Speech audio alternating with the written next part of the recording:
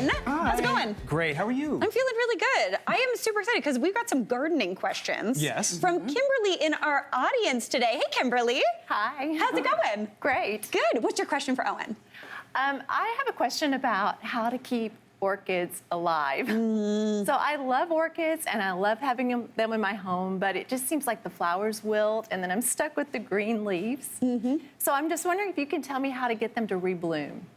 I brought one from home, actually, too. Oh, so. yes, you did. Right? Is this yours? Yeah. Oh my gosh, Kimberly, look at these legs on this baby. Yeah, right. All right, Owen, what's your advice? So this is super common question and common challenge that people have. So the first question I always ask is, where do you have it in the home? And the mistake I think a lot of folks make is that they put it in a spot that is too bright, which I think was the case for Kimberly here. You can see we're right in front of a window. We're right next to a window there. So the trick with having it in front of a window is they don't like much direct sunlight at all. So you want to have them in bright light, but not like right next to a window sunlight. So you could have it in that same room, but just set it back. Put it on a table, put it on something else that's not right in front of the window, because what'll happen is it'll make the flowers fall off faster as a result. And it's also probably not going to bloom again. If you have it in that much light, it might grow leaves, but not flowers. So what we have to do to get it to rebloom is we have to kind of trick it into a little dormancy thing. And so the way that we do that is we put it in an even darker spot. So if you've got a cooler, kind of lower light room in your house, not talking a closet, it still needs light, but you want to put it there. And then we're also going to cut back how often you water. So reduce that frequency by even half. So you might only water it every couple of weeks. And then you're going to let it kind of sit there and do its thing. And what is a really good idea to fertilize as well. So get a fertilizer for orchids. This just comes with a little eyedropper. You just drop it in your watering can and you water as you normally would, maybe once a month. And then after, let's say, 3-4 months of being in its cool spot, it'll probably start to grow a new scape, like this guy. Ooh, a scape. Like a garlic scape, like kind a of. garlic scape, yeah. So that's just what we call this shape of flower, this kind of structure. And at that point, we can then put it back into our bright spot. So again, not right into the sun, but in a bright spot, and then it will keep growing, and then the scape will get bigger and bigger and bigger, and you can stake it again if you want to, although you don't have to. They are really pretty if you just let it kind of cascade.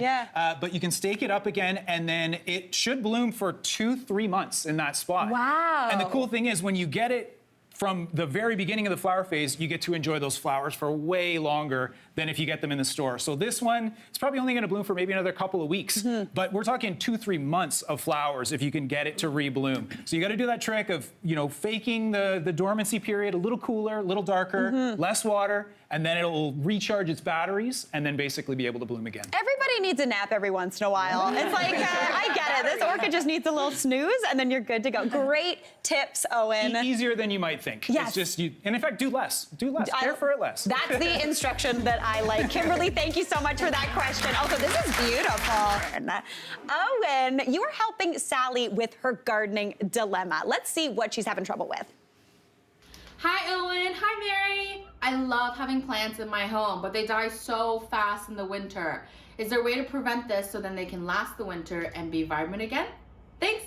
Oh my gosh, first off, Sally, you're the happiest person I've ever seen. I love that so much. I feel like we'd be best friends. All right, Owen, what do you suggest for Sally? Right, so I'm gonna say the two #1 things where you're having issues in the winter. One is watering, where we often need to increase the amount of or I should say the frequency that we're watering, not the amount.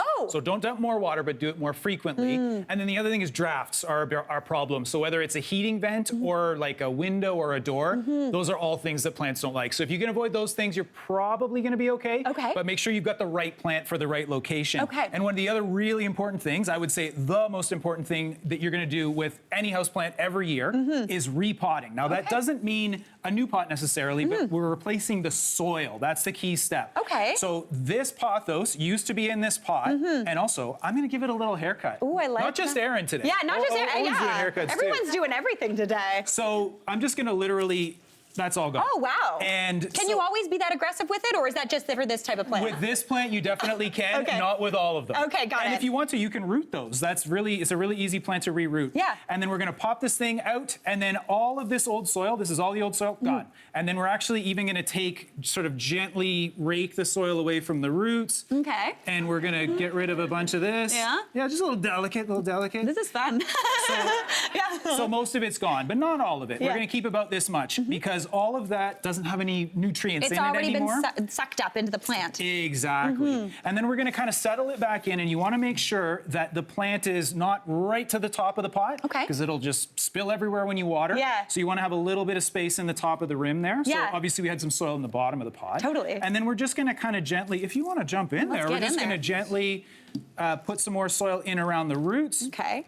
And now And you're kinda- pressing down a little. A little bit, not a lot. We don't want to compact the soil because if we do that, it's the water is not going to kind of go through it properly. Okay. So naturally, it will compact over time, but we don't want to do that for it. Okay. And we're just going to gently push this down and then kind of rearrange all of our roots. And these roots, I'm going to try and get them back underground as well. So maybe a little bit more soil. Perfect. And that's basically our repotting process. And Ooh. I'll have to redo this a little bit, but this is really all you're doing. Because you had my help. Right?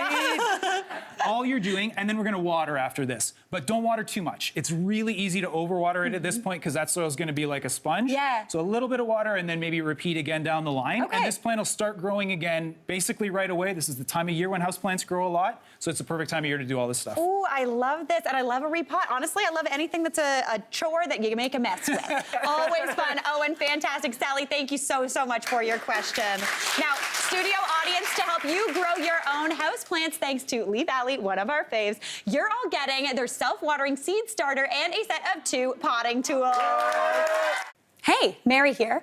What did you think? Drop your comments below, and don't forget to like and subscribe for more of the good stuff.